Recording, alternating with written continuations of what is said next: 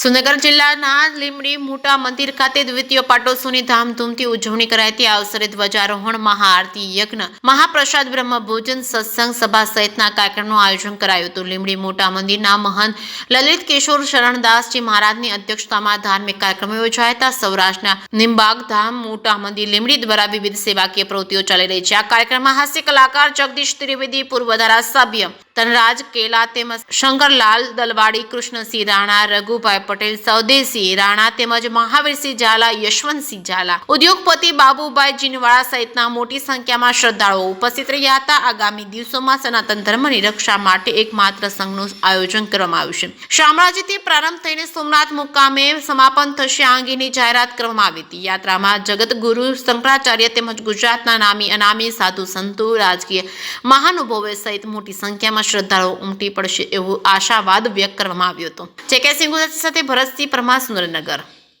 જય શ્રી ગોપાલ. સૌરાષ્ટ્ર નિમબાગ ધામ મોટા મંદિર લીંબડીનો નૂતન મંદિરનો આજે દ્વિતીય પાટોત્સવ ખૂબ જ ધામધૂમપૂર્વક ઉજવવામાં આવ્યો. અમારા ખૂબ જ હરિભક્તો ભાઈ બહેનો છે, પરંતુ સીમિત અવસ્થામાં એટલા માટે કે સામેના ભાગમાં બાલકૃષ્ણ ભવનનું ડેમોલેશન ચાલી રહ્યું છે, એટલે વધારે કોઈને બોલાવ્યા નથી. પરંતુ 71 ફૂટ ધ્વજાદંડનું પૂજન, યજ્ઞ સાથે આયોજન ખૂબ જ સારી રીતે પૂરું કરવામાં આવ્યું છે. મોટા મંદિર સનાતન ધર્મ માટે, સનાતનની રક્ષા માટે 24 કલાક બધાની પોતાની તન મન ધનની શક્તિથી કામ કરી રહ્યું છે. સામેના ભાગમાં બાલકૃષ્ણ ભવનમાં અમે 1500 માણસ બેસી શકે એવો કથા હોલ, મહેમાનો માટે, સંતો માટે આવાસ 20 રૂમ અને 10 બેડની ઓપીડી હોસ્પિટલ એનું આયોજન કર્યું છે. અને એ આયોજનના જાહેરાત પણ આજે થઈ છે અને હવે ધીરે ધીરે એની બધી આગળની વ્યવસ્થા થશે.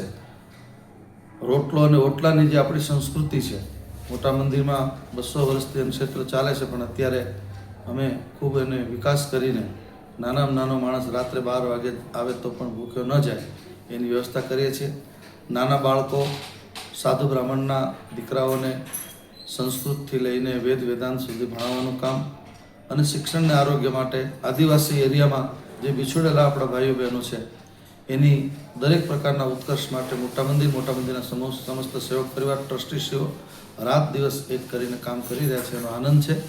આવતા પાટોત્સવમાં કદાચ ભગવાન જગતગુરુ શ્રીજી મહારાજની કથા પણ શક્ય બને અને આખું લીંબડી વળી પાછળ ધર્મના રંગે રંગાય એ ભાવના સાથે લીંબડીની આસપાસની બધી જનતાને હું ખૂબ ખૂબ પાટોત્સવ નિમિત્તે શુભકામના આપું છું. બધાને જય સિયારામ, જય શ્રી ગોપાલ.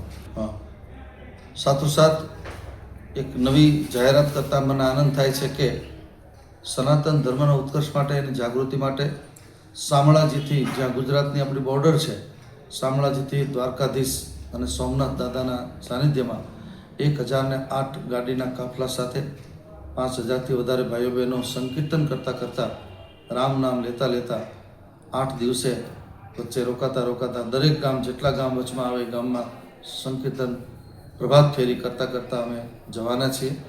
કોઈ પણ હેતુ નહીં, હેતુ માત્ર વિશ્વ કલ્યાણનો અને હેતુ માત્ર સનાતનને ઉજાગર કરવા માટેનો છે. બધા જ શ્રેષ્ઠ સંતો, રાજકીય મહાનુભાવો, ગુજરાત સરકારથી લઈને સાધુ સંતો બધા જ આ યાત્રામાં ખૂબ જ ભાવપૂર્ણ સ્થિતિમાં જોડાવાના છે. બધાને આમંત્રણ આપવાનું છે અને બધા ખૂબ જ ઉત્સુકતાથી રાહ જોઈ રહ્યા છે. દિવાળી પછીનો જે સમય નક્કી થશે, મોટા સંતો અને રાજકીય મહાનુભાવો જે સમય આપે એ તારીખ હવે પછીના સમયમાં અમે નક્કી કરશું.